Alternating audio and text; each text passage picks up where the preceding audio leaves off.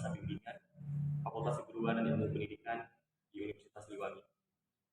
Dalam kesempatan kali ini kita akan membahas mengenai isu pendidikan yang diantaranya terdapat 7 poin, yaitu mengenai rendahnya sarana fisik, rendahnya kualitas guru, kesejahteraan guru yang masih terabaikan, prestasi siswa yang masih sedikit, rendahnya kesempatan pemerataan pendidikan, dan relevansi pendidikan dengan kebutuhan yang dirasa tidak sesuai.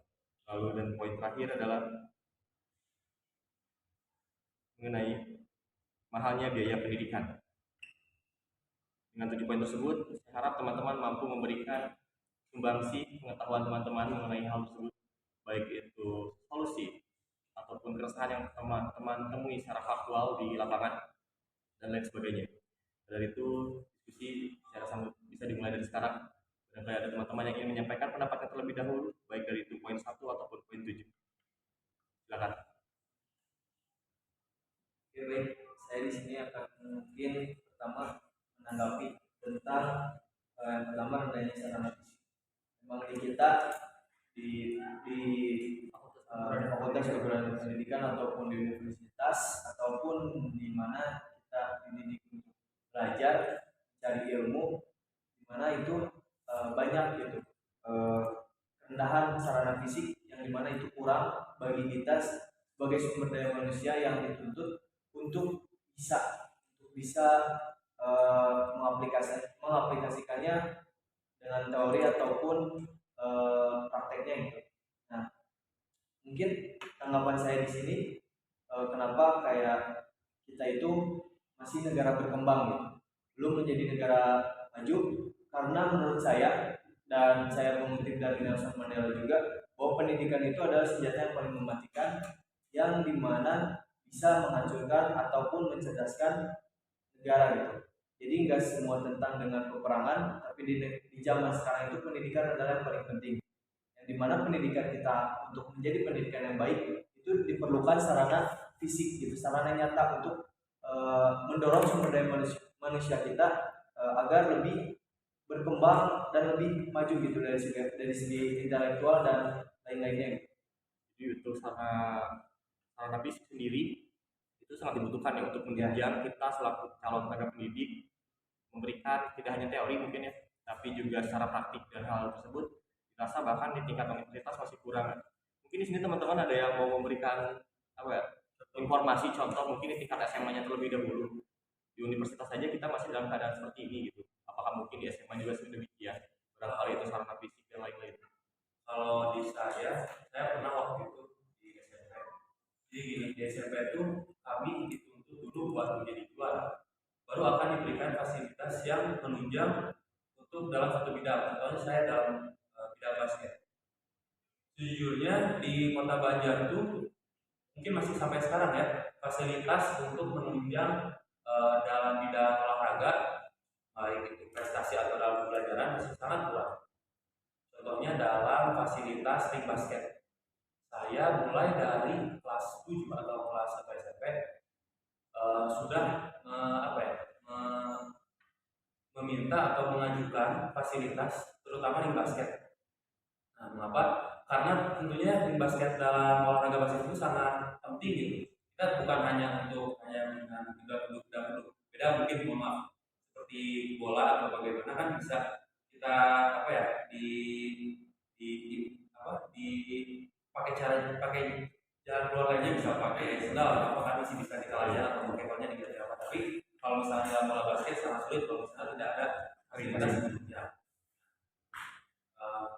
Mungkin kayak gitu ya sulitnya di masalah kita mengajukan tidak dikasih. Saya sudah mungkin ada 5 atau 6 tahun itu sampai sekarang masih belum direalisasikan gitu. Mungkin fasilitas yang belum menunjang. Ini kesimpulannya banyak kayak sekolah yang menuntut kita untuk menjuarai apapun dari bidang sains ataupun olahraga non akademik dan non akademik. Lebih tepatnya kayak kita dituntut memenuhi standarisasi. Nah, tapi untuk menuntut itu untuk sampai ke arah sana, sampai di posisi di sana itu membutuhkan di mana sarana gitu untuk kita ya bisa mengaplikasikannya langsung di dunia nyata gitu, awal di dunia nyata ataupun di emang di bidang-bidangnya gitu, kayak turnamen-turnamen kayak olahraga ataupun sains ataupun lain gitu, di akademik maupun non akademik, yang kalau nggak ada sarana yang memfasilitasi cukupi, ya kita bagaimana gitu. Kalau tadi contohnya basket gak daring, walaupun misalnya diganti pakai orang, tapi kan dalam kenyataannya turnamen itu ada akurasinya gitu, jadi nggak bisa main lempar-lempar aja gitu. Jadi seperti itulah, kayak misalnya futsal ataupun lain-lain, pasti di bidang lain juga ada. Nah, Ya silakan. nah jadi gini, betul. Waktu itu saya mungkin di Banjar atau di sekolah saya tidak ada fasilitas yang menunjang untuk kegiatan latihan ataupun kalau tadi mungkin masih ada ya, masih nyewa gitu kan. Tapi kan untuk setingkat di Banjar itu kalau misalnya harus nyewa biayanya dari mana gitu kan. Nah, tentunya dengan kegigihan dari teman-teman saya mungkin. Jadi meskipun dengan segala keterbatasan fasilitas masih bisa menjuarai beberapa pertandingan. Nah, coba kalian bayangkan, karena semua bayangkan, bagaimana apabila dengan fasilitas yang dipenuhi secara baik, bagaimana prestasinya gitu. Oh, waktu fasilitas yang kurang kita juga bisa gitu. Apalagi kalau misalnya fasilitasnya ditambah lebih baik gitu. Tapi gimana? Ternyata tidak hanya di tingkat universitas, bahkan di tingkat yang lebih kecil pun fasilitas atau sarana itu masih disampingkan ya. Dan menurut saya agak janggal ya, mana maaf mungkin di tingkat SMP atau di tingkat selanjutnya di SLTA sebenarnya sudah ada fasilitas dari negara ya, dana pendidikan itu bos. Ini juga bisa bersangkutan dengan poin kelima, yaitu mengenai pemerataan pendidikan. Sebenarnya ya kita saya harap ya teman-teman memberikan informasi sebanyak-banyaknya gitu. Ini sebenarnya memang kesalahan dari pemerintahkah yang mungkin tidak memberikan pemerataan dengan baik, atau memang pengelolaan dari sekolah gitu dalam mengelola dana? Adakah isu tersebut itu di sekolah? Misalkan ya ada rumor pengelolaan dana yang tidak tepat sasaran, itu bagaimana? Tidak tepat sasaran, terus tidak ada transparansi dari Tidak ada transparansi. Tidak ada transparansi. Jadi masalah mengenai sarana fisik ini berkaitan juga dengan pemerataan kan begitu ya. Mungkin ada teman-teman yang mau memberikan informasi mengenai tersebut, ada diskusi yang bisa disampaikan di sekolahnya masing-masing, baik itu di SMA atau mungkin di SMP dulu. Jadi disebutkan juga salah satunya adalah tidak ada transparansi yang mengenai pengelolaan dana di sekolah itu. Bahkan untuk mengajukan pun perlu berkali-kali, dan malah kita dituntut untuk berprestasi terlebih dahulu baru akan difasilitasi ya. Mungkin ada teman-teman yang mau memberikan pendapatnya untuk mengenai poin-poin yang kita bahas. Saya tertarik kepada poin kedua ya, rendahnya kualitas guru di Indonesia.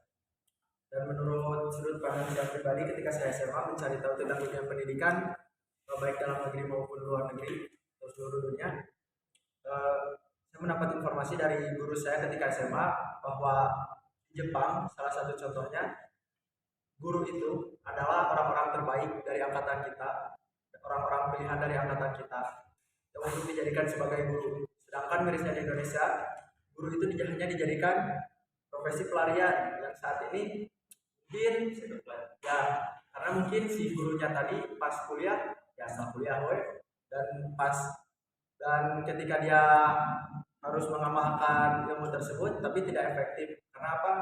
Itu bukan profesi yang sebenarnya diharapkan. Dan untuk jujur-jujurannya, iklim pemerintahan di Indonesia ini menurut saya belum baik lah. Soalnya apa? Ada contoh-contoh kasus di kota saya sendiri bahwa banyak guru yang mengajar bukan di bidangnya. Oh betul. Di sekolah juga saya ada, Ya. di mana guru itu bukan praktisi ahli di bidangnya gitu. Misal guru tersebut adalah mengampu pelajaran mengenai kesenian, tapi nyatanya guru tersebut adalah guru ekonomi gitu, atau mendalami bidang ekonomi semasa dia kuliah, yang mana tidak berkorelasi ya, tidak ada korelasinya gitu antara pendidikan yang dia tempuh dengan praktiknya gitu. Dan ada yang lebih mencengangkan lagi, mungkin saya tidak akan sebut ya sekolahnya, institusi. Jadi sistem nepotisme di Indonesia ini kawan-kawan sangat belum pudar lah, belum, masih terasa kental. Contohnya pas kemarin ada perekrutan ASN, ada P3K dan PNS, pas perekrutan P3K di salah satu sekolah di Bandung. Ada yang jadi dia diterima di sekolah tersebut karena orang tuanya berpengaruh. Ya. Terus dan mata pelajaran yang dia ampu tidak sesuai. Itu juga Mata pelajaran yang dia ampu sejarah, tapi dia lulusan pendidikan jasmani kawan-kawan. Gila agak. Jadi itulah sistem pendidikan di Indonesia masih monoton dan mungkin belum baik ya. Itulah banyak problem yang kayak masih memakai apa ya, orang dalam gitulah. Ya, Jadi sebenarnya buat isu P3K juga yang mana isu terhangat ya, dimana kita itu menggunakan sistem kontrak ya untuk P3K. ya, Banyak celah kalau menurut saya, contohnya seperti tadi gitu, bisa juga melalui jalur kolusi ya. dari belakang. Sebenarnya ya itu memang sudah jadi permasalahan struktural ya, memang harus dari dari atasnya, dari akarnya gitu, dari strukturnya harus diubah gitu. Kita tidak bisa semena-mena juga. Pun dengan peraturan yang sudah seketat apapun masih bisa dicari celahnya, apalagi dengan sistem yang baru terkini gitu, yang ketiga tersebut. Dan dibuktikan dengan contoh tadi di mana ada guru yang tidak relevan juga pendidikan latar belakang pendidikannya dengan praktik yang diambil gitu, yaitu sejarah, dengan alasan atau dengan kenyataan bahwa dia bisa masuk adalah karena punya orang di belakangnya yang mendukung.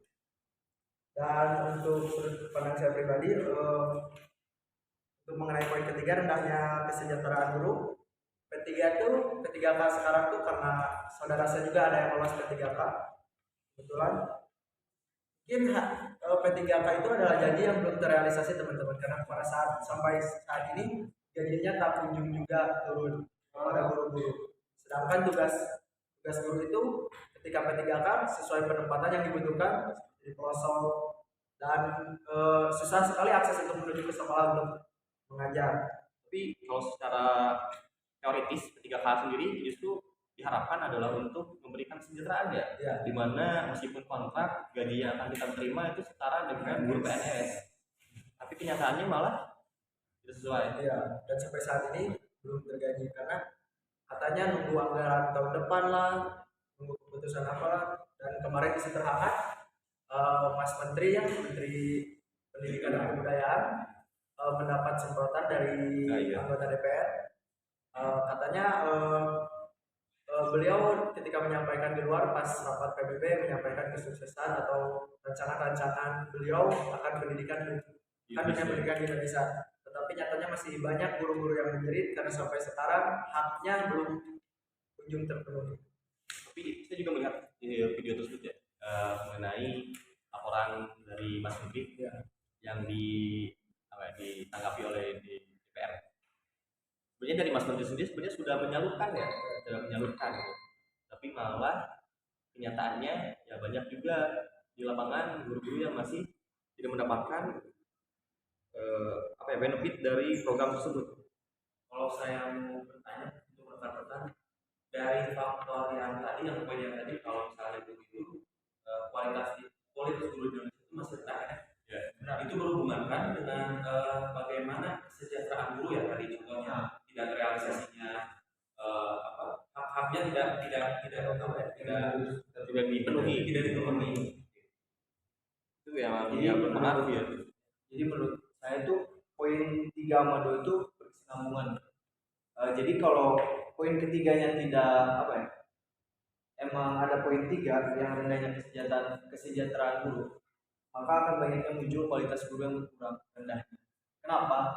Emang banyak, ada juga guru yang kayak ngajar, ya udah itu emang bukan hobi gitu, kayak bukan hobi juga, kayak lebih ke kewajiban. Kalau emang yang hobi emang sama bukan hobi ya, emang profesinya di situ di guru gitu. Nah, ada juga kayak orang yang mengajar atau guru itu tuh emang banyak yang harus dipikirkan di luar pengajaran gitu, kayak ada keluarga ataupun itu. Nah, dia tuh ada juga guru yang menuangkan semua itu, keluarganya itu di situ gitu, jadi pencariannya di situ. Banyak juga ada yang guru gitu. Nah, dari kayak misalnya kesejahteraan gurunya tidak terpenuhi, maka berpengaruh juga kayak ke kualitas guru mengajar gitu. Kayak misalnya kesejahteraan juga kayak gak dipenuhin gitu, ngapain juga kasih ilmu tenaga pemikiran ataupun apapun itu yang dikeluarkan oleh guru tersebut gitu. Mungkin itu menurut saya. Toh juga lembaga tidak menghargai kita sebagai tenaga pendidik yang baik kan, kenapa kita harus kasih kualitas pendidikan yang baik juga. Tapi untuk P3K sendiri kalau tidak salah itu kita per 5 tahun harus tes kembali ya. Nah, saya juga ingin berpendapat mengenai P3K tersebut. Menurut teman-teman sebenarnya ini P3K jika terrealisasi dengan baik ya masalah kesejahteraan pembayaran, apakah akan menjadi langkah yang bagus? Karena menurut saya pribadi dengan sistem tersendiri kita tidak akan ada lagi menemukan guru-guru malas istilahnya gitu. Di mana guru itu harus catch up dengan keadaan di masa kini ya, harus mampu terus beradaptasi dengan lingkungan gitu. Kalau misalkan kita melakukan sistem P3K gitu, ya mungkin ya sebenarnya memang dalam sisi kesejahteraan mungkin akan sedikit berbeda dengan guru PNS gitu. Izin minum juga. Terus menurut dari sudut pandang saya pribadi, P3K itu kayak masih di ranah abu-abu ya, dalam mensejahterakan atau tidak. Karena seperti yang kita ketahui, Tidak ada tunjangan yang tidak kalau tidak salah. ada semua sama fasilitas PNS, cuman belum terrealisasi karena Jadi gaji tetap ada dan tunjangan di akhir masa tugas pun ada P3K. untuk pensiunan Oh, tidak tidak ada. ada. Tidak ada Tidak ada pensiunan ya. Sedangkan untuk PNS ya ada ada. perbedaannya hanya di tadi saja ya. Karena seperti yang kita ketahui, Mas Menteri kan pengusaha kan, Iya. entrepreneur, mempunyai salah satu startup terbesar di Indonesia, dan keresahan saya yang tidak saya setujui dengan sistem P3K itu kayak sistem kontrak karyawan. Sedangkan panggilan kita mengajar karena panggilan hati untuk mengabdi, sedangkan untuk mengabdi kepada negara sendiri saja hanya dikontrak 5 tahun. Dan ketika sistem perekrutan atau penerimaan itu banyak sekali celah kecurangan. Jadi mungkin dibandingkan kontrak kita baiknya ada sistem evaluasi ya untuk guru. Karena banyak saya temui kadang ada guru yang memang istilahnya makan gaji buta ya. Nah, itu sering saya temui dan mungkin teman-teman juga temui gitu. Guru yang hanya datang memberikan LKS, silakan teman-teman pelajari gitu tanpa ada mendidik siswa-siswanya. Iya pulang jam kosong. Tolak belakang sekali dengan guru yang Honorer yang mana dia all out ya. pelajaran all out, tapi hanya dibayar dengan untuk makan pun tidak bisa. Bagaimana untuk menghidupi keluarga? Jadi kita sendiri jadi guru itu bukan hanya untuk mendapatkan pahala saja. Nah, jadi harus lebih ke realistis juga. Jadi untuk P3K sendiri setuju sih masih ada di ranah abu-abu antara hal baik ya untuk mendorong pendidikan Indonesia menjadi lebih baik gitu dengan sistem evaluasinya tadi di mana kita bisa mengeliminasi istilahnya guru-guru yang memang tidak mampu untuk beradaptasi ya, tapi di satu sisi tidak mampu mensejahterakan guru gitu dan juga masih banyak celah kecurangan. Nah itu tadi karena di Indonesia itu guru hanya dijadikan profesi pelarian. Jadi hanya sekedar dijadikan mata pencaharian karena keterhimpitan keadaan, dan bukan rata-rata jarang sekali, bukan jarang ya, mungkin hanya tidak sebanyak yang hanya sekedar profesi. Banyak juga guru yang mengajar karena panggilan hatinya, karena panggilan jiwanya, dan passion orang tersebut memang di dunia pendidikan. Nah, bahas hal tersebut ya teman-teman, di mana guru masih dianggap sebagai profesi pelarian dan kenyataan demikian akan juga berpengaruh menurut saya kepada relevansi dari pendidikan itu, di mana jika guru-guru yang ada sekarang itu bukan adalah orang-orang terbaik di lini masanya gitu, di lininya, maka menurut saya akan terjadi kemunduran atau inovasi gitu, ketahanan inovasi, tidak akan ada inovasi baru yang mana akan berpengaruh terhadap relevansi pendidikan dengan kebutuhan sekarang. Contohnya bisa kita lihat dengan sistem ceramah. Kalau menurut saya pribadi itu sudah kurang relevan ya, di mana sistem ceramah itu dominan lebih banyak dibandingkan dengan praktik keahlian. Sedangkan di masa kini praktik itu jadi lebih banyak dibutuhkan istilahnya gitu. Contohnya ibaratnya kata SMA lebih banyak mengedepankan teori ya dibanding ada praktiknya gitu. Yang saya pribadi dan merasakan ya demikian gitu. Memang baik gitu secara sistemnya, cuman dalam praktiknya ya kurang gitu. Nah, saya ingin bertanya kepada teman-teman mengenai relevansi pendidikan gitu. Adakah dari teman-teman yang mau punya inovasi atau istilahnya gagasan futuristik gitu mengenai bagusnya pendidikan Indonesia itu seperti ini atau demikian? Mungkin ada? Buat Mungkin dari pendidikan ya harus seimbang gitu dari segi teori dan praktik. Kenapa? Karena banyak murid juga yang paham tentang teori-teori tersebut, tapi dalam mempraktikannya kurang gitu. Iya. Nah kayak oke, misalnya kita ditanya ini gimana paham gitu, tahu, tapi cara mempraktikannya belum tentu tahu gitu. Nah maka dari itu kayak teori dan praktik itu harus seimbang, dan dimana untuk memberikan teori dan praktik itu harus diselingi dengan hal-hal yang bisa membuat murid itu tidak bosan gitu, tidak monoton. Jadi dengan cara banyaklah, dengan misalnya dengan teori tidak hanya mendengarkan tapi dengan bentuk gambarannya gitu, kayak berbentuk PowerPoint bisa, kayak berbentuk video bisa. Jadi ataupun diseling di teori itu diseling dengan cara tanya jawab ataupun dengan argumen juga bisa, kayak misalnya teori ini, pandangan ini gimana gimana. Nah itu kan akan lebih hidup gitu suasana, dan dimana murid juga akan lebih senang gitu menyukai pembelajaran yang akan dibawakan gitu, ketimbang kita teori misalnya 2 jam sejam pelajaran teori aja, cuman kayak kita mendengarkan masuk enggak gitu, ngantuk iya kan, banyak kan gitu kita realitanya aja. Kayak contoh misalnya kayak kita lagi ada sesuatu apa gitu, materi dalam satu acara, habis materi lagi kan itu akan bosan gitu. Ya, adanya kejenuhan ya. Iya, kejenuhan. Nah, itu kayak tugas guru buat kayak apa ya? Bukan tugas guru, tugas kita juga buat menghidupkan lagi suasana pembelajaran atau pendidikan yang lebih bergairah. Terus terhadap hal tersebut, di mana kita biasanya ya dominannya dimasuki mengenai teori dan teori tersebut saja ya. Menurut teman-teman bagaimana mengenai sistemnya gitu? Dimana kita dituntut untuk memahami berbagai teori yang tidak sesuai dengan minat bakat kita gitu. Mungkin ada gagasan dari teman-teman, boleh? Mungkin pengalaman saya karena saya dari SMA ya, untuk kita dikubu-kubukan menjadi IPA IPS. Sedangkan sekalipun kita minat dengan prodi MIPA, tapi tidak semua mata pelajaran yang ada di IPA, biologi, kimia, fisika itu belum tentu semuanya kita suka. Nah, karena yang saya jalani ketika semasa SMA, saya hanya menjalankan sistem kurikulum pendidikan di Indonesia, sedangkan tidak semua dari sistem itu saya minati. Jadi mungkin saya sebagai siswa menjalani bukan penuh ya, mungkin sedikit dengan keterpaksaan karena ada beberapa hal yang tidak saya minati, dan mungkin saya juga sudah perhitungan ke depannya mungkin saja tidak akan berkorelasi dengan jenjang pendidikan saya selanjutnya, atau bahkan mungkin tidak berguna sama sekali. Saya IPA sekarang jurusan bahasa. Brutal Ya. ya. Nah, mengenai hal tersebut juga saya ingin tanya pendapat teman-teman mengenai MBKM, mereka belajar lah istilahnya. Di mana ada salah satu program di mana kita bisa mengambil mata kuliah di bidang lain yang sesuai dengan minat, tidak seperti di SMA yang mana ada istilah lintas ini ya, jurusan di mana kita dicekoki misalnya ekonomi dan lain-lain yang tidak sesuai dengan minat kita mungkin, yang meskipun memang diperlukan. Nah, menurut teman-teman apakah hal tersebut akan cocok bila diterapkan di tingkat SLTA atau SLTP gitu, istilahnya sistem SKS gitu ya, di mana teman-teman bisa mengambil mata pelajaran yang memang diminati gitu. Karena saya lihat seperti contohnya ada salah satu SMA di Jakarta yang menggunakan sistem SKS, di mana selain mata pelajaran wajib, teman-teman boleh mengambil mata pelajaran yang teman-teman minati yang akan teman-teman perkirakan sesuai dengan bidang pekerjaannya. Dan menurut teman-teman sendiri di sini, apakah akan cocok jika diterapkan di tingkat SMA? Bagaimana?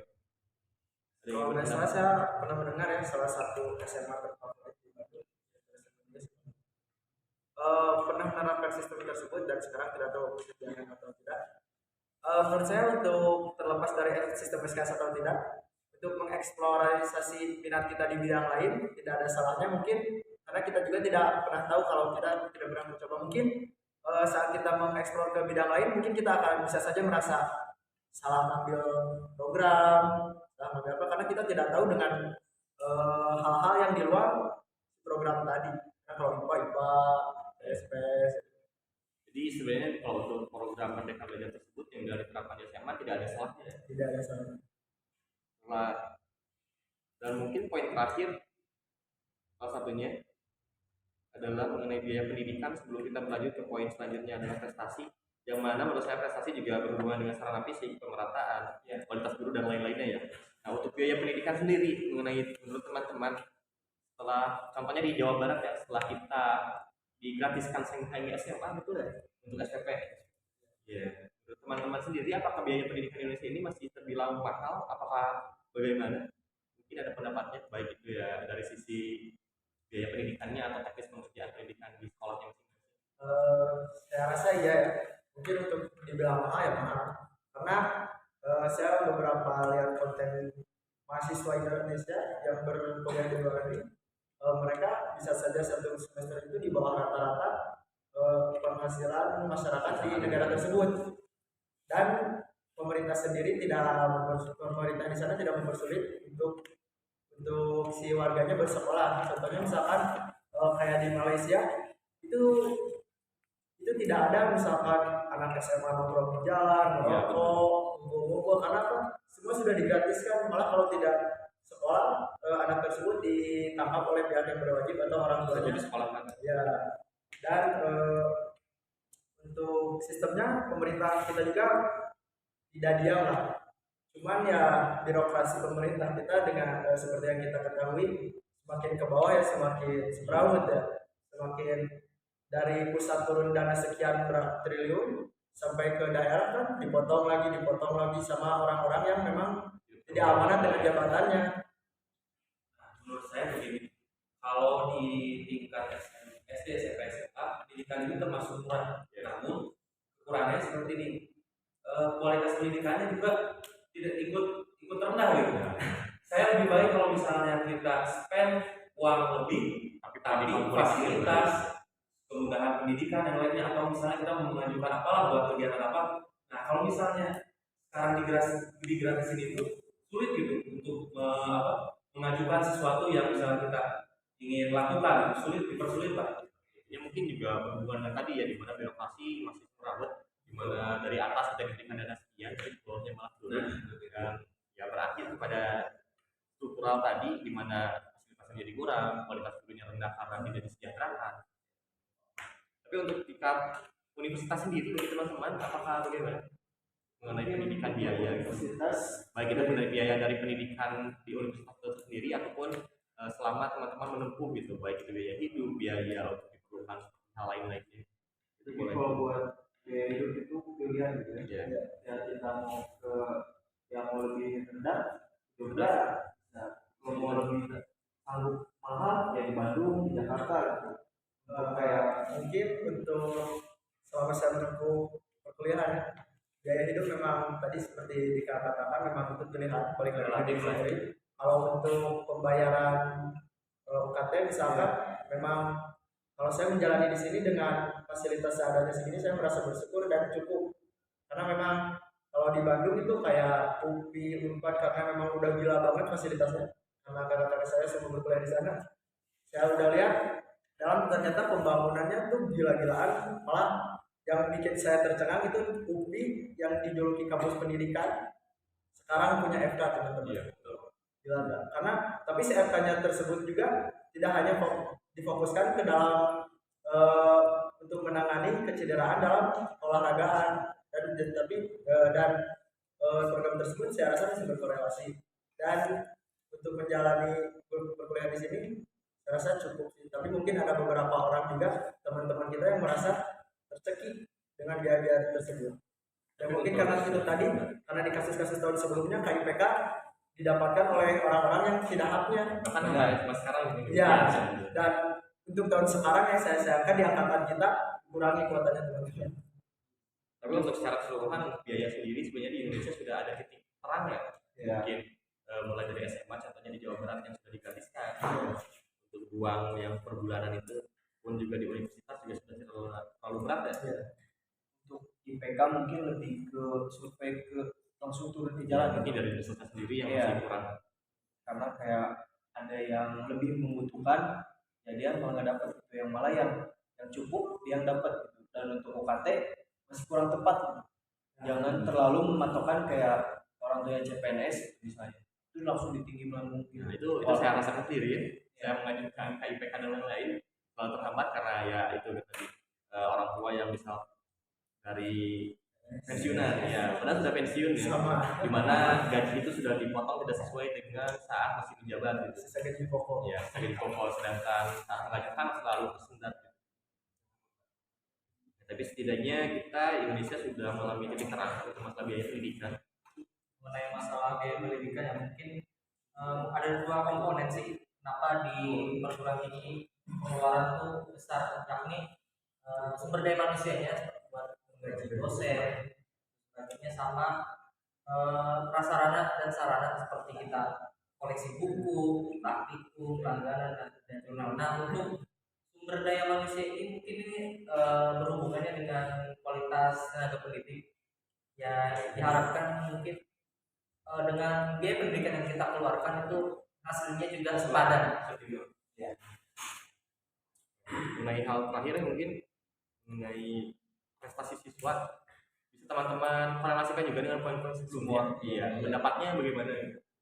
Prestasi siswa yang masih dianggap rendah gitu di Indonesia gitu. Prestasi Ya, siswa sendiri mungkin masih berkorelasi dengan kualitas guru ya. Ya. Guru juga mungkin sebenarnya ingin memberi lebih, tapi dirinya sendiri masih banyak kurangnya gitu. Dari segi kesejahteraan atau mungkin fasilitas. Dan memang saya akui siswa-siswa Indonesia itu memang di pendidikan kurang antusias. Bisa kita akui lah, kita juga dulu siswa kok, sama-sama pakai seragam, kita di sekolah mantu, gurunya gitu-gitu. Dan mungkin itu tadi ada faktor kemonotonan dalam kegiatan belajar mengajar, sarana yang masih kurang, ya, sarana yang masih kualitas, kurang, dan sehari-hari hanya gitu-gitu aja dan tidak ada yang tidak ada inovasi baru yang berubah mungkin. ya. Dari yang lain Karena prestasi siswa kalau dari 3 poin kayak dari sarana, kualitas guru, kesejahteraan guru, ya gitu-gitu aja bakal berat juga, walaupun kayak kita sendiri yang pengen meningkatkan prestasi, ya susah juga kalau 3 poin yang sarana fisik dan kualitas guru dan kesejahteraan gurunya kurang rendah gitu, ya susah juga gitu menurut saya. Kalau saya pengen ini menyampaikan sedikit keresahan yang saya alami yang terjadi faktual di lapangan gitu ya. Jadi untuk di bidang prestasi non akademik contohnya olahraga, nah guru atau dari lembaga sekolah itu kadang lebih mempersulit daripada dengan yang eksakta. ya yang akademis. Ya kayak gitu. Jadi kalau misalnya Dipersulit mengenai olahraga tuh dipersulit lah, atau misalnya tidak ada biaya atau untuk izin dipersulit seperti itu. Jadi gimana ya? Kadang prestasi non akademik itu lebih dikesampingkan gitu, padahal sangat berpotensi loh untuk di Indonesia seperti ini. Namun ya itu sarana atau izin atau apa itu masih kurang, masih dipersulit. Kurang masih menyudutkan juga. Pemerataan tadi masalah support terhadap prestasi non akademik ya. Mungkin memang di Jawa Barat mungkin belum merata bagi di seluruh Indonesia. Karena saya punya teman di salah satu SMA negeri, teman seangkatan SMA negeri di Kota Bandung, dan SMA tersebut itu sangat harum namanya karena prestasi non akademik seperti futsal dan sepak bola. Ketika si esko futsal tersebut ada turnamen pertandingan, satu sekolah dipulangkan dan untuk nonton stadion di Kota Bandung seperti itu. Dan sampai-sampai teman saya ini ketika Porda jadi jancong ya, jadi pemain cabutan oleh daerah lain kayak ya dari beberapa kota di Jawa Barat lah. Teman saya ini dibayar terus sampai SMA tersebut mewakili Indonesia main di Thailand teman-teman ketika kelas 11 2019. Jadi sebenarnya kita punya potensi gitu untuk prestasi siswa ya. Lebih juga di luar akademik, cuman sayangnya masih di sebelah mata. Padahal Masih banyak ya, Dan kita punya kesempatan yang luas ya. Bahkan tidak hanya 1 atau 2 lingkup, bahkan hingga ke internasional pun kita memiliki kesempatan. Harusnya tuh dari akademik non akademik itu diberi kesempatan yang Ya, sama. ya. Bukan hanya di salah satu sekolah, tapi harusnya di semua lah. Soalnya potensi dan bakat itu bukan hanya didapatkan dari anak-anak di kota saja.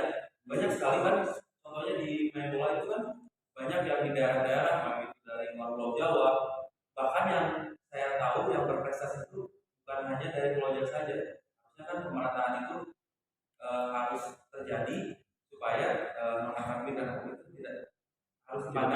ada kesenjangan di antara dua hal tersebut. Mungkin ya cukup saya rasa mengenai pembahasan kita. Nah, saya ingin meminta dari teman-teman untuk memberikan gagasan yang futuristik, gagasan mengenai harapan teman-teman mengenai pendidikan Indonesia yang sesuai dengan 7 tema ini. Gitu. Teman-teman boleh bebas memilih, baik itu gagasan teman-teman mengenai pengelolaan sarana fisik, gitu, baik itu secara struktural atau misalkan di otonom sekolahnya masing-masing. Lalu misalkan kualitas guru, saya ingin mendapatkan pendapat dari teman-teman atau gagasan mengenai bagaimana untuk meningkatkan kualitas guru, atau guru seperti apa yang teman-teman harapkan, baik itu teman-teman sendiri ingin menjadi guru yang seperti apa, ataupun yang teman-teman harapkan kepada teman-teman calon pendidik lainnya. Lalu untuk kesejahteraan, saya ingin mendapatkan inovasi dari teman-teman untuk membahas kesejahteraan, baiknya seperti apa peraturan untuk kesejahteraan guru di Indonesia. Lalu untuk prestasi siswa juga, saya ingin mendapatkan inovasi dari teman-teman bagaimana cara kita untuk menggugah agar siswa itu mampu berprestasi di dalam segala bidang ya, baik akademis maupun non akademis. Lalu untuk pemerataan, teman-teman boleh mengajukan pendapatnya mengenai bagaimana agar pendidikan mampu mendapatkan kesempatan yang sama, baik itu di tingkat pusat ataupun ke tingkat yang lebih luas lagi. Dan terakhir mungkin relevansi, bagaimana teman-teman memberikan inovasinya mengenai relevansi pendidikan, inovasinya terhadap pendidikan di Indonesia dengan keadaan sekarang dan akan mendatang. Lalu bagaimana teman-teman memberikan inovasi agar biaya pendidikan di Indonesia itu mampu lebih bisa diakses oleh banyak siswa ataupun masyarakat secara luas. Saya ingin meminta pendapat dari tiap teman-teman yang ada di sini. Per orang satu pendapat, boleh siapa terlebih dahulu? Mungkin kalau pendapat dari saya langsung ke ini ya, kita sorot langsung ke suatu negara juga gitu, ke pemerintahannya. Jadi pemerintah itu juga harus sadar bahwa pendidikan itu sangat penting gitu. Dimana di Jepang dulu waktu ada yang bom Hiroshima gitu, kan yang dicari pertama itu guru, berapa guru yang masih hidup, berarti sangat penting gitu. Nah pemerintah tuh belum melihat ke sana gitu, pentingnya pendidikan itu. Toh juga udah dikutip dalam Nelson Mandela, pendidikan adalah senjata yang paling mematikan di dunia.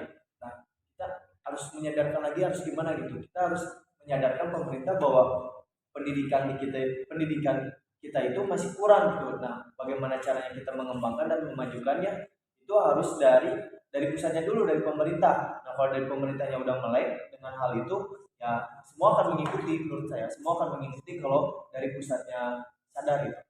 Ini untuk keseluruhan.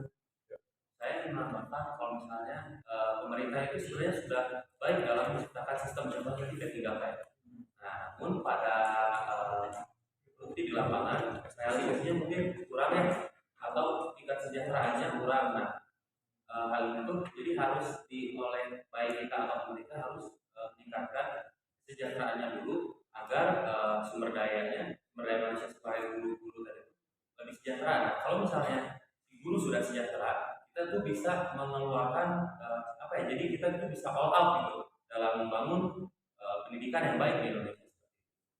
Selanjutnya boleh.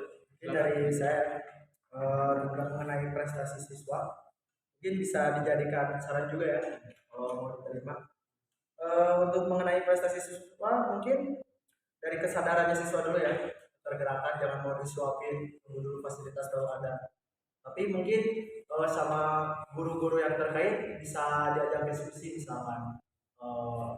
Saya tidak bermaksud untuk mengkooperasikan asal kota saya mentang-mentang ibu kota provinsi dengan kota-kota yang lain.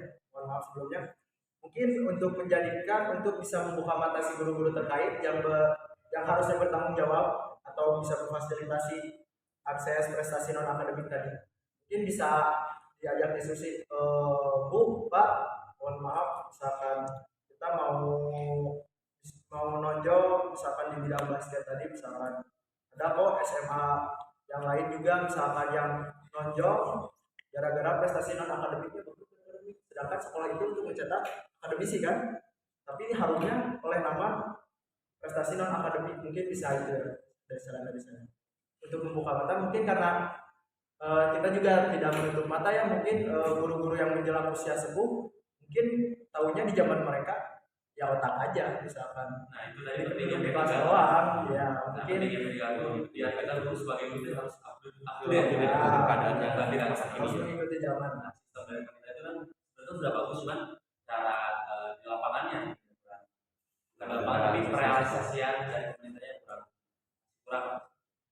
Dari teman yang lain ada boleh?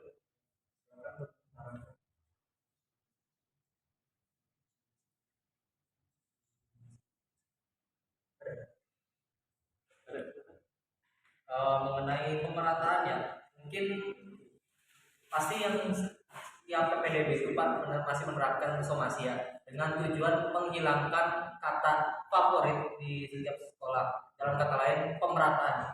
Nah, menurut saya pemerataan yang benar-benar merata itu ya dari pemerintah sendiri harus membangun fasilitas yang memadai, infrastruktur yang memadai. Misal di satu sekolah di pedalaman, dari akses menuju sekolahnya, yang misal jalannya masih tanah, kekurangan bangunan, fasilitas laboratorium dan segala macam. Nah, pemerintah itu harus meningkatkan ya seperti itu, supaya dari tenaga pendidik juga ada ketertarikan untuk mengabdi di tempat itu. Efeknya apa?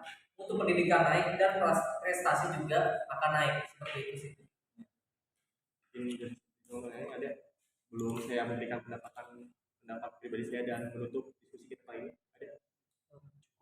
Mungkin saya menambahkan sedikit mengenai rendahnya prestasi siswa dengan mahalnya biaya pendidikan. Langsung saja saya mengambil sampel atau contoh ya, saya bersekolah di SMK. Nah, kemudian di SMK itu ada jurusan TKJ yang reguler kan, ada sama TKJ unggulan gitu. Nah, menurut saya kan dalam faktanya gitu, bahwa yang lebih berprestasi itu ada yang dari TKJ reguler gitu ta. Nah, menurut saya harus disamaratakan gitu, gak boleh ada reguler dan unggulan gitu. Nah, dari segi biaya juga reguler dan unggulan itu kan berbeda. Nah, menurut saya harus disamaratakan kayak itulah, supaya jangan ada labeling pembentukan kelas iya, Di sekolahnya masih bersifat diskriminatif. iya. Masih ada labeling ini unggulan, ini bukan. Ada lagi belum kita tutup? Mungkin dari saya pribadi ada pendapat mengenai relevansi pendidikan, di mana menurut saya pribadi pendidikan di Indonesia itu sudah kurang relevan ya dengan keadaan sekarang dan keadaan yang akan datang. Kita masih dalam metode pembelajaran pun kita masih ada di konteks dominan menggunakan ceramah dibanding dengan praktik, dibanding dengan pemahaman konsep kita masih ditekankan untuk melakukan penghafalan ya dibandingkan memahami konsep, dan juga masih banyak lainnya. Bahkan kita juga tidak disiapkan untuk menghadapi keadaan-keadaan mendatang. Contoh kecilnya adalah kita tidak diajarkan bagaimana membayar pajak, ya, membeli rumah dan lain-lainnya di sekolah, sedangkan hal itu adalah hal yang street education, di mana kita penting untuk mendapatkan hal tersebut di sekolah itu. Pendidikan kita masih terkotakkan, terpaksa harus memilih dan memahami bagaimana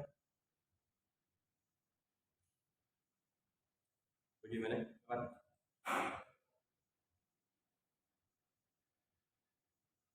Ulang ya Pak. Jadi kalau dari gimana nih Telepon 27 menit. recordnya? Boleh ini Enggak lagi ya, 15-an ya. mulai dari tadi pendapat.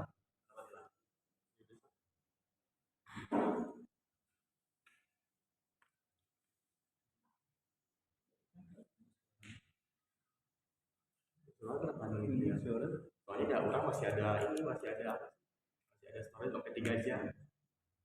Kalau video lama recordnya baru 27. Bedanya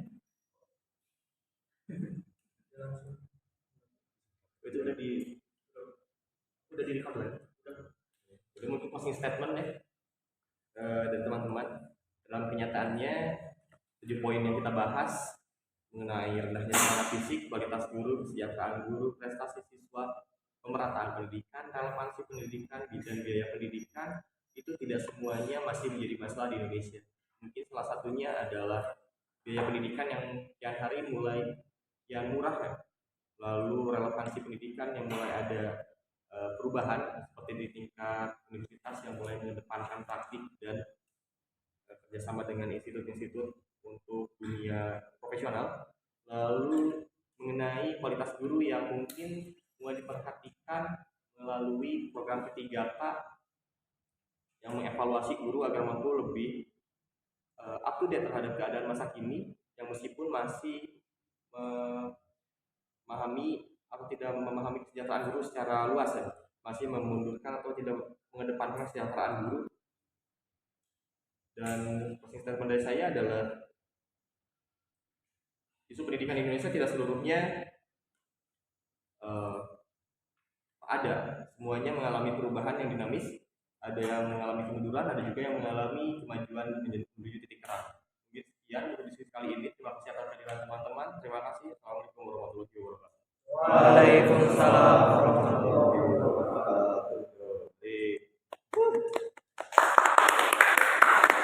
Ini aku